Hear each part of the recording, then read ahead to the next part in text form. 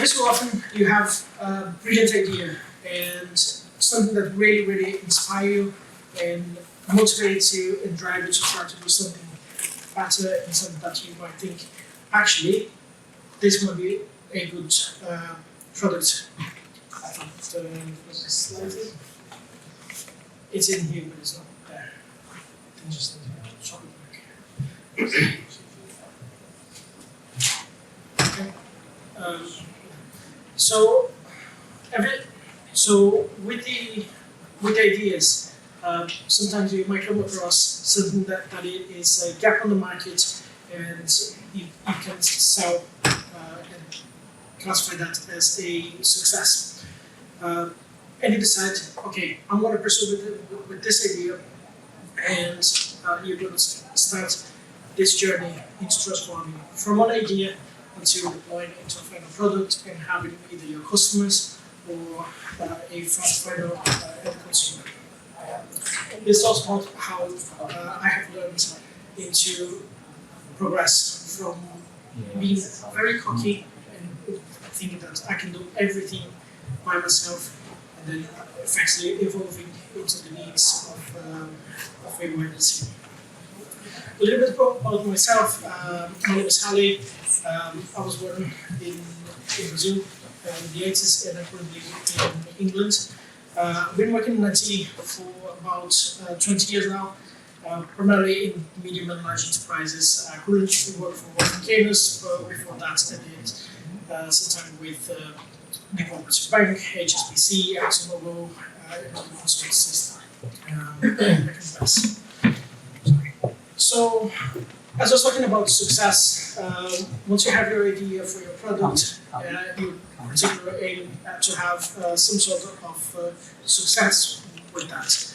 The definition of success can be very different in the context. So you could have you could have success within the community, for example, with open source projects. You could have the success in the academic environment for graduating, PhDs and other things.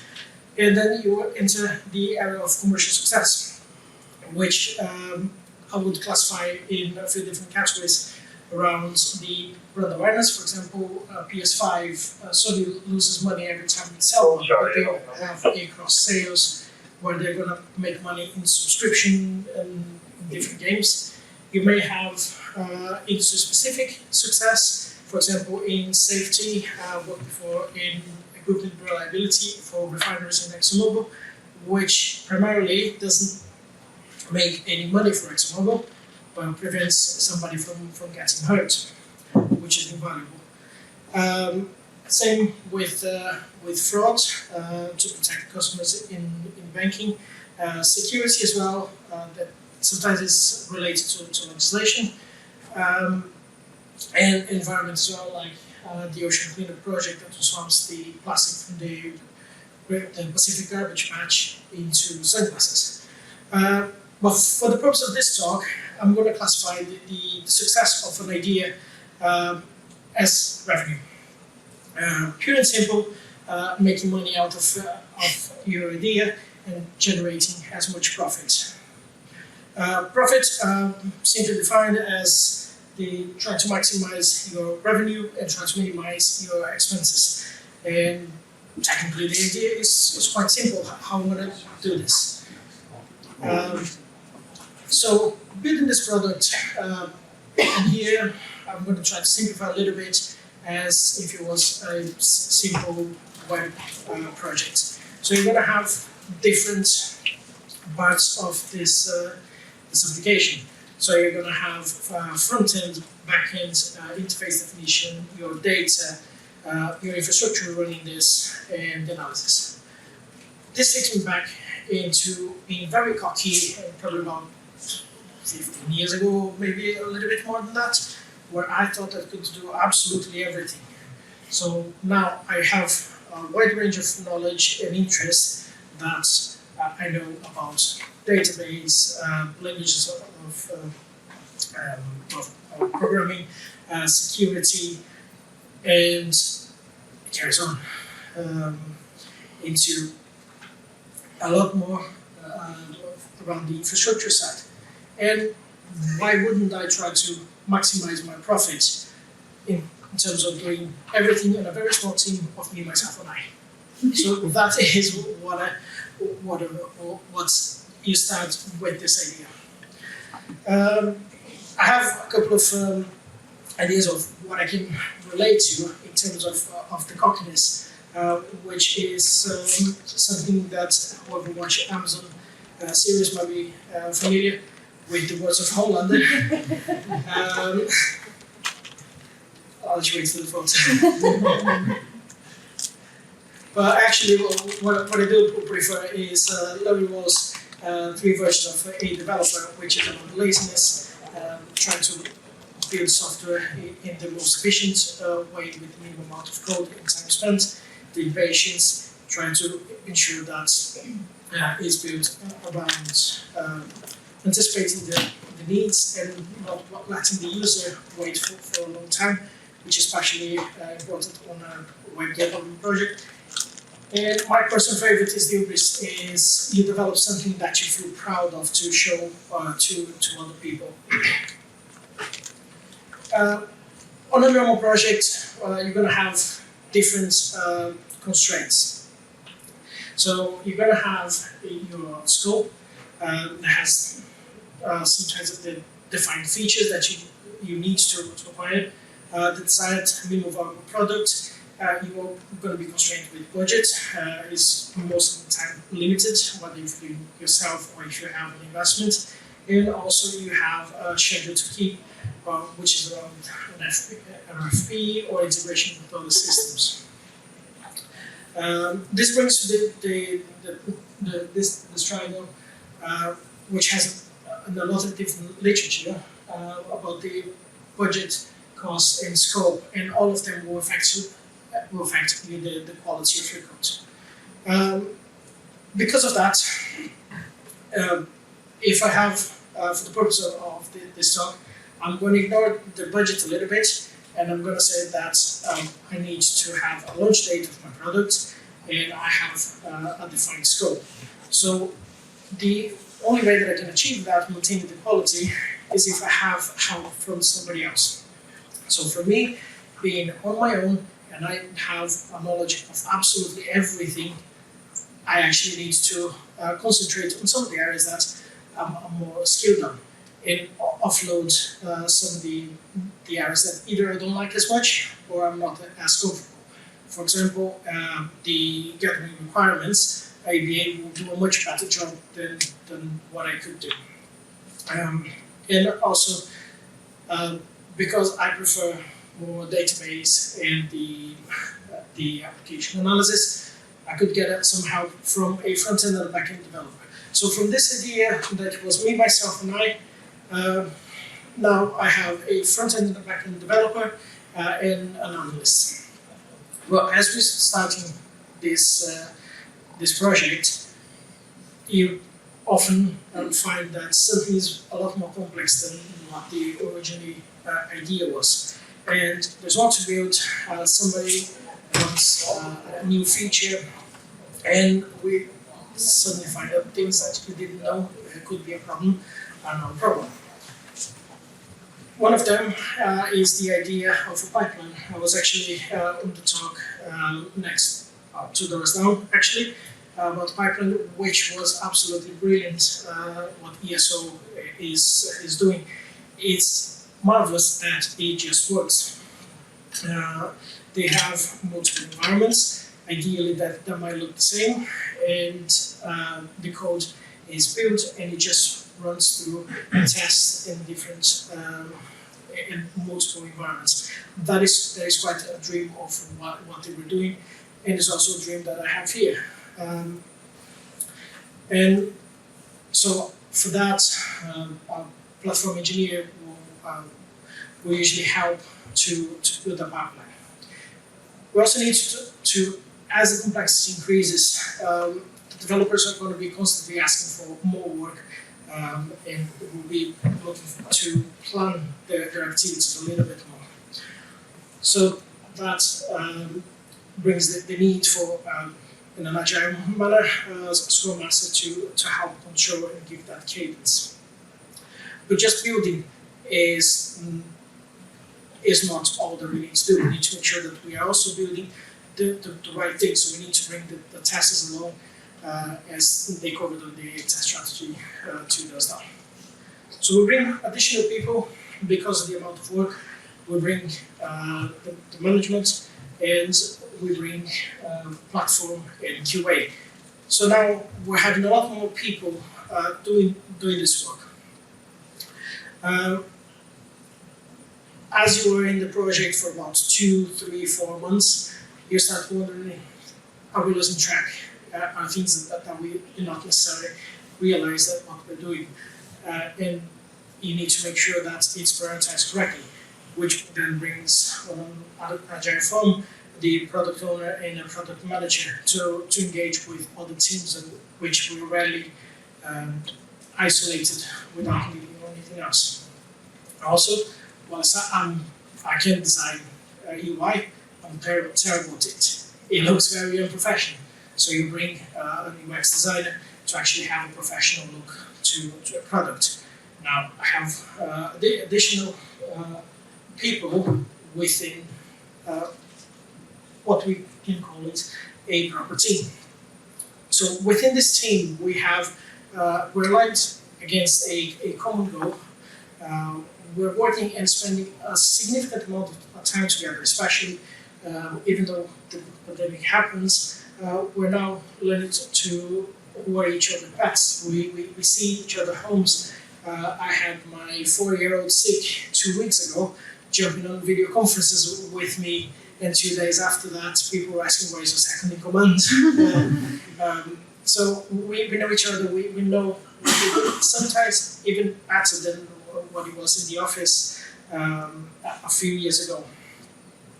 Which I then realized that I am no longer alone. I'm not building this project. Probably had about 10 people, something like that. And while I started looking at individual qualities of each one of them, I realized that some of them that they are better than me at different areas. Other, I am better than them. And together, we're going to be complementing each other. Throughout this journey, there's a few things that I've noticed from specific individuals within the team that I'm actually part of right now. That my backend developers, they're much better at coding than what I was, and I thought that was absolutely genius. The platform engineer, he can build AWS components far quicker than what I can actually Google and try to figure out for myself. As I mentioned, the UX designer, he can build the pages that look professional. And the front-end guys, they also can build those pages in React, Bootstrap, whatever it is, at a far better pace than I can probably do. And it brings to a sad realization to me that I am not the best. And primarily, that's okay. I don't have to be the best. I don't have to be that cocky person that thinks that is better than everybody else. I am fine to fit within a team. The team that we're still working with, they're delivering more together. The stakeholders that we have, they're still wanting more and more and more, and we have a lot more pressure to keep delivering far more than what we originally thought we would be. We become more efficient as a team. Eventually, fast forward a few months, you deliver your project to your first client. And that's brilliant, the job's over. Maybe not as much. That was just a particular MVP. And you have now to work with more clients, because as a product, which this presentation is based on, I want to sell to multiple clients. So the team is now busy. So they are building, they're fixing defects, they are working on new features, and they will have significant technical data. I'm not going to sit here and say stand here and say we are not going to have any technical, that everything is perfect. It's not. And you can't concentrate on actually selling the software. So we need additional help from folks from marketing. You need a sales representative to spend time grooming the prospective clients and making sure that we close the sale. And once you close the sale, you're going to need to have the technical, the legal team to go through contracts and make sure that all the bases are covered. At the same time, one of the questions that keep coming back from customers is that they want to make sure that the data security is secure. So you bring additional consultants that might just either be part of a shared team within a larger organization, or you might bring some consultancy external. So now we add even more boxes to the overall team. One of the key aspects throughout the initial idea, the initial cockiness, and actually having the team, and what is probably the most difficult to explain to myself 15 years ago, is that you just need to let go. You have to let go of your pride, of you wanted to be the best person in the room, and that you're absolutely better than everybody else. You can't do everything yourself, because you can't. It's absolutely impossible. From the team, we had a few questions in what's the recipe, how we were able to achieve so much in effectively 10 months of starting the beginning of the team with 2 developers. The one key factor for that is the trust.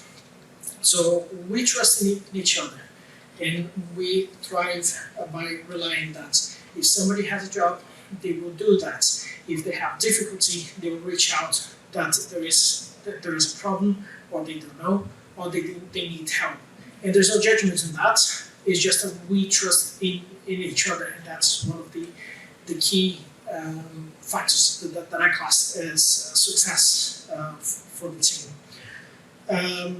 Just being open and honest about that. On particularly the trust subject, there is a guy on YouTube called Simon Sinek, and he covers like a 2-minute talk about the Navy SEALs, where if you need to ask yourself, who would you rather work with? And one of the things that it's very clear is that, do you prefer to work with somebody that's absolutely great at what they do? They're very intelligent, they're very productive, so have a very high performance, where you can't trust them at all, you would not turn your back instead. Or would you prefer to work with somebody that might be a little bit slower, so medium performance or even a low performance, but a guy or a girl that you can absolutely trust that they will communicate with you, they will get the job done, and if they and you can rely on that relationship. And of course, if somebody doesn't have a good performance and you can trust them, you probably don't really want to work with them. So that's quite simple. So my team is currently based around the globe, and we have probably about 15 people, maybe a little bit more than that, because we keep adding people that come and do specific tasks, and then they move back into different teams. We are currently building a very complex product, something that the market hasn't seen before. And in the beginning of the inception, people didn't think that we were able to do that. And now, 10 months later, even our own team actually look back and say, I didn't think we would be at this stage 10 months in. I thought it would take at least a year and a half or something like that. And they were the ones that effectively made that succeed. If I go back to the beginning of this presentation, it started off with something very, very simple and quite cocky. being a one-man band that you can do absolutely everything by yourself. And then you end up with something like this. Ignore the cheesy image. I couldn't really find anything cheesier for a team than this. But a team doesn't really grow overnight. You don't start suddenly with 15, 20, 30, 110 people in a team. You have an organic growth, and that is fine because you build that culture within your team. People will sometimes want to join your team because they know what you're doing, they can feel the culture. When you're recruiting as well, this brings me to something that is not related to what we do in terms of our professional careers within IT, but it's actually one of my favorite bands, Dream Theater. 12 years ago, they split with their drummers, and they had an audition process with the new one. And one of the guys from the band, I don't know, and it's not relevant who it was, he said, it's not just important that we get somebody that is very competent, but it's important for us that are going to be months on the road that we can get on at the personal level. So that's somebody that needs to fit in, somebody that I want to go out on a meal, go sightseeing, and do these kind of things. So it's fitting within the culture of that group. It's the same thing whenever we're doing recruitment in IT. It's not just important that we know what are the technical qualities of the person.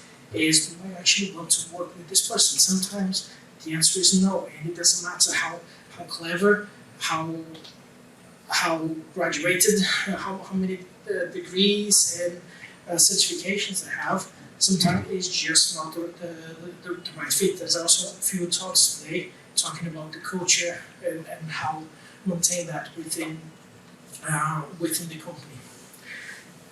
Eventually, when you have a team that is nicely working together, you don't really have a competition anymore, which in a competitive environment, we're trained that we need to have a better performance than everybody else to get a better paid, to get a promotion. But when you have a good team, even though the roles are similar, they don't necessarily see each other as competitions. They will help each other and they're gonna thrive together. The one thing that from recruitment and performance and trust is about trying to stay away from toxic people because they can easily consume your team from the inside and get the wrong culture. So maintaining the right balance is very important. So I have probably now another 6 minutes if you guys have any questions about how we build the team, how we are looking to increase that even more, some of the challenges that we face. So yeah, see if you guys have any questions.